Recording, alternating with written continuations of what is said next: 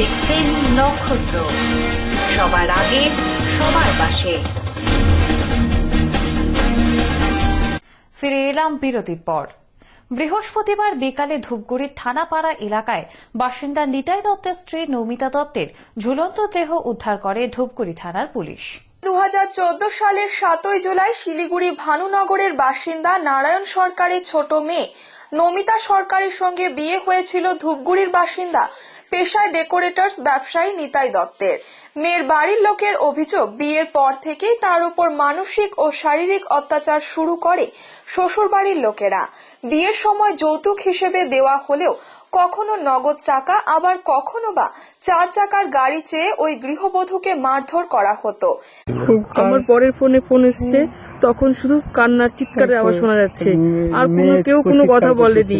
আমরা আবার ring back করি, কোনো ফোন তোলে না ওরা। কিছু একটা সমস্যা হচ্ছে, আমরা সেই শুনে সঙ্গে সঙ্গে রওনা দিই। বাড়ি যাই, বাড়ি গিয়ে দেখি যে বাড়ি তালা। ওদের বাড়ির যে কাজের লোক, তাদেরকে জিজ্ঞাসা করা হয় যে কোথায় গেছে, বলে আমরা কেউ জানি না। মোড়ের মাথায় আরো কয়েকজন মহিলা, এক পুরুষ ছিল, ওনারা জিজ্ঞাসা করা হলো, ওনারা বলল যে আমরা শুনছি হয়তো মারা গেছে। মৃতার মা মালতী সরকারের অভিযোগ, বিয়ের সময় জামাইয়ের দাবি মেনে প্রায় 6.5 লক্ষ টাকার সোনার অলংকার সহ সংসারে যাবতীয় জিনিসপত্র দেওয়া হয়েছিল। মেয়ে কয়েকদিন আগে মালতী দেবীকে ফোন করে জানায় তার স্বামীর সঙ্গে বৌদি গৌরী দত্তের অবৈধ সম্পর্ক রয়েছে। বিষয়টি মেয়ে জেনে যাওয়ায় তার প্রতিবাদ করতে গেলে গত বৃহস্পতিবার মেয়েকে মারধর করে গলা টিপে খুন করে শ্বশুরবাড়ির লোকেরা। মেয়ের মৃত্যুর জন্য শ্বশুরবাড়ির প্রত্যেকেই দায়ী। দোষীদের কঠোর শাস্তির দাবি করেন মালতী দেবী। তার সঙ্গে অবৈধ সম্পর্ক আছে, ওটা মেয়ে দেখে ফেলছিল। গাড়ি চাইতো, তোর বাবার থেকে গাড়ি নিয়ে এসো। ওইটা টর্চার।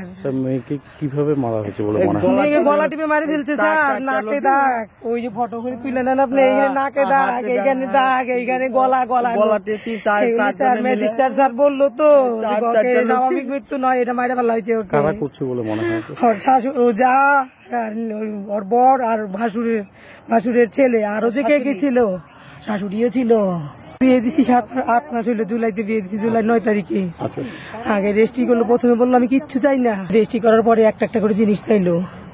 আমি বালা দিছি, চুর দিছি, মানতাসা দিছি, গলায় হাত দিছি 2টা, আংটি দিছি বড় বড় এরকম 2টা, একটা মুক্তার আংটি 3টা, হাতে শাখা বাঁধানো, পলা বাঁধানো, চুড়ি, আমি সব দিছি স্যার।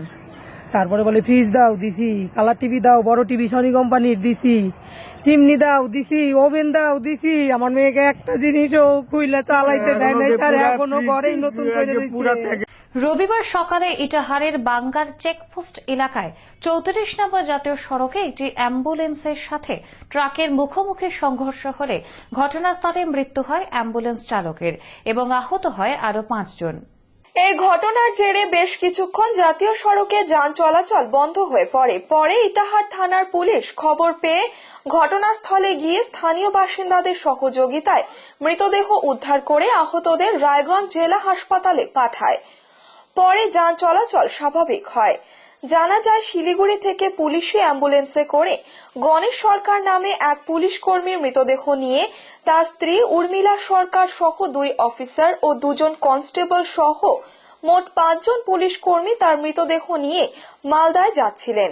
সেই সময় মালদা থেকে রায়গঞ্জগামী একটি লরির সাথে মুখোমুখি সংঘর্ষ হয়। ঘটনাস্থলে গাড়ির চালক রমান আলী মণ্ডল নামে এক ব্যক্তির মৃত্যু হয় এবং বাকিদের গুরুতর আহত অবস্থায় রায়গঞ্জ জেলা হাসপাতালে নিয়ে আসা হয়। তাদের মধ্যে 2 অফিসার গৌরাঙ্গ সিংহ রায় ও গোকুল রায় গুরুতর আহত হয়। পরে একজনকে শিলিগুড়ি মেডিকেল কলেজ হাসপাতালে স্থানান্তর করা হয়। মৃত পুলিশ কর্মীর স্ত্রী উর্মিলা সরকারের হাত ও পা ভেঙে যায়। তিনি এখন রায়গঞ্জ জেলা হাসপাতালে চিকিৎসাধীন। গতকাল গণেশ সরকার বলে একজন এএসআই মারা গেছিলেন। ওনার ডেড বডিটাকে পৌঁছানোর জন্য আমাদের 2 অফিসার, 2 কনস্টেবল ও পুলিশের ড্রাইভার অ্যাম্বুলেন্স করে নিয়ে আসছে।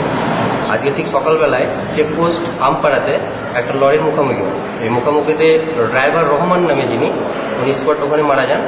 আর বাকি 2 অফিসার বকুলবাবু আর গৌরাঙ্গবাবু দুজনই খুব গুরুতর আহত হয় এবং ওনার মিসেস যিনি মারা গেছেন, ওনার মিসেসও ওই গাড়িতে ছিলেন। ওনার মিসেসের হাত ও পা ভেঙে গেছে।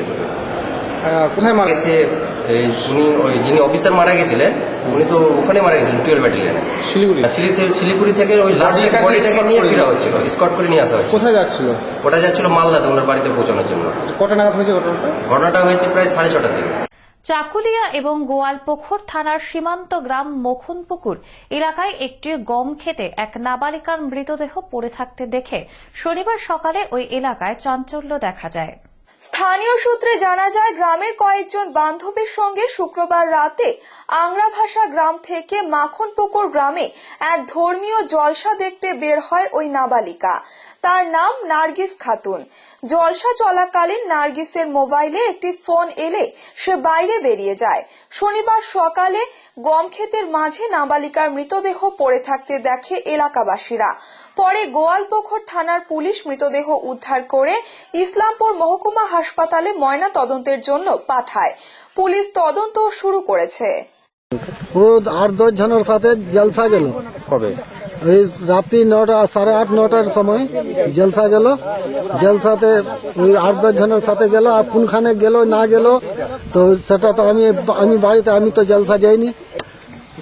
ভাতিজা লাগবে ওই পশ্চিম আঙ্গার ভাষার, ওই বললো ফোন করে আমার গ্রামে একজনকে যে বলে একটা বলে ছেলে ওখানে বলে মারে ফেলাই দিয়েছে বলে। তারপরে আমাকে লাগেছে। তারপরে আমরা খোঁজ করতে করতে আমার ভাইগুলাকে পাঠালাম, তো কইতে না বলে হ্যাঁ আমার ভাতিজি। তো কি মনে হচ্ছে এটাকে? এটা কই দুশ্মনী করেছে, কই দুশ্মনী আছে। আমি তো কারোর সাথে দুশ্মনী করিনি জিন্দগিতে। কাকে একটা সালা করে গালি দিইনি। এখন কই আঙ্গার ভাষার সব মানুষ করতে পারবে, কিন্তু আমার সাথে আমার বেটির সাথে কই দুশ্মনী করলো। দর্শন করে তো খুন করা হয়েছে, কই দুশ্মনী না থাকলে তো খুন করবে না। মালদা জেলার প্রায় সমস্ত ব্লকে রমরমিয়ে চলছে বেআইনি পোস্ত চাষ। বেআইনি এই চাষ নির্মূল করতে অভিযান চালিয়ে দুষ্কৃতীদের আক্রমণের মুখে পড়তে হল কালিয়াচক থানার পুলিশকে। আহত হয় একজন এএসআই এবং র্যাফের একজন জওয়ান। পরে বিশাল পুলিশ বাহিনী পৌঁছে পরিস্থিতি নিয়ন্ত্রণে আনে। এ ঘটনায় এলাকায় বেশ চাঞ্চল্যের সৃষ্টি হয়। মালদা জেলার কালিয়াচক থানার অন্তর্গত সুলতানাগঞ্জ গ্রামে এক শ্রেণীর অসাধু ব্যবসায়ী চাষিদের মোটা টাকা দিয়ে বিঘার পর বিঘা পোস্ত চাষ করছে। পোস্ত গাছের ফল থেকেই তৈরি করা হয় আফিম। আন্তর্জাতিক বাজারে আফিমের চাহিদা ব্যাপক। গোপন সূত্রের খবরের ভিত্তিতে কালিয়াচক থানার পুলিশ শনিবার বেআইনি পোস্ত চাষের এক পান্ডাকে ধরতে গেলে আক্রমণের মুখে পড়তে হয়। পুলিশকে লক্ষ্য করে ইট বৃষ্টি ও বোমাবাজি চলে। এই ঘটনায় এক এসআই ও র্যাফ আহত হয়। খবর পেয়ে বিশাল পুলিশ বাহিনী গিয়ে পরিস্থিতি নিয়ন্ত্রণে আনে। আফিম চাষ চলছে, আফিম ধরতে এসেছিল তাই, এবং সেটাও শুনতে পাচ্ছি যারা ধরতে গেছিল তাদেরকে তারা এখানকার না বাইরের, কিন্তু ছাড়াতে গ্রামে ঢুকে গেছে।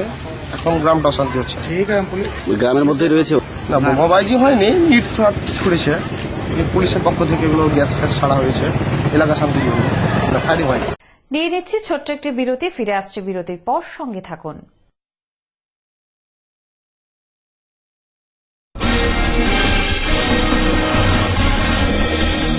আপনারা দেখছেন নক্ষত্র, সবার আগে সবার পাশে।